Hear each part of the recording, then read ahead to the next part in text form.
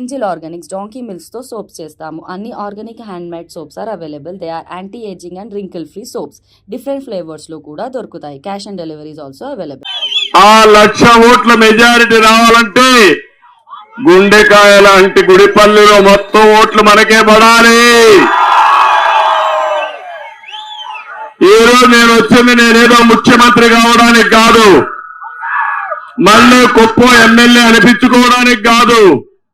ఒకటే నేను మిమ్మల్ని అందరినీ కోరుతున్నా, 5 సంవత్సరాల పరిపాలన మీరు చూశారు, తెలుగుదేశం పార్టీ పాలన మీరు చూశారు. నాలాంటి వాడికి మాజీ ముఖ్యమంత్రిని రాష్ట్రంలో అందరికంటే ఎక్కువ సమయం నేనే ముఖ్యమంత్రి మీ అందరి దయ వల్ల. కుప్పం గర్వపడే విధంగా మీరు నన్ను ఎంపిక చేసుకున్నారు. సమైక్య ఆంధ్రప్రదేశ్ నాదే రికార్డు.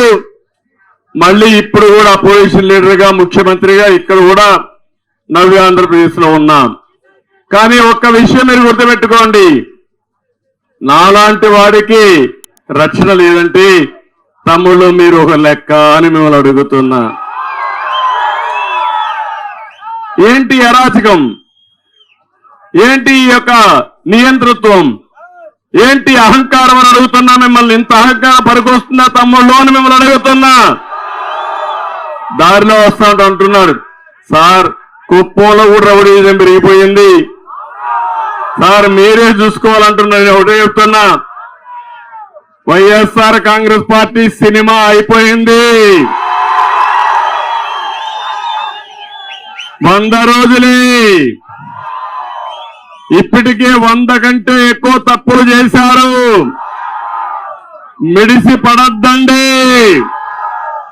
ఒకటే చెప్తున్నాం, మీరు చేసిన అవినీతి కక్కిస్తా, అరాచకాలను అణిచివేస్తా, పిచ్చి పిచ్చిగా ఉంటే ప్రజాస్వామ్యం ఏంటో చేసి చూపిస్తారని మరొక్కసారి మీ అందరికీ హామీ ఇస్తున్నా.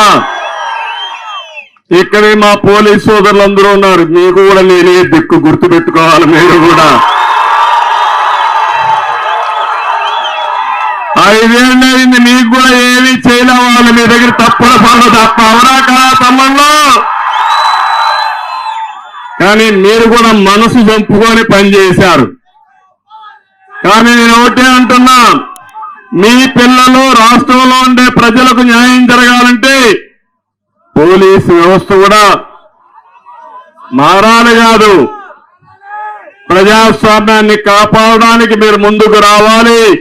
రాకపోతే మిమ్మల్ని కూడా ఒకరిద్దరు ఉంటే వాళ్ళ దగ్గర కూడా ప్రజాస్వామ్య పద్ధతి ప్రకారం పని చేయించే బాధ్యత తీసుకుంటే అయిపోయింది ప్రభుత్వం పని.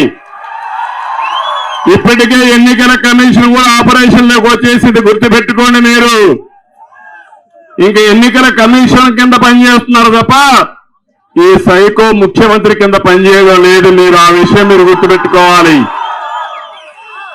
ఎందుకు నేను ఈ విషయం ఆడుతున్నానంటే, ఈ కుప్పంలో 30 సంవత్సరాలు రాకమునుపు నేను వచ్చినప్పుడు మొదటి రోజుల్లో ఆ రోజు అందరూ అనేవాళ్ళు చాలా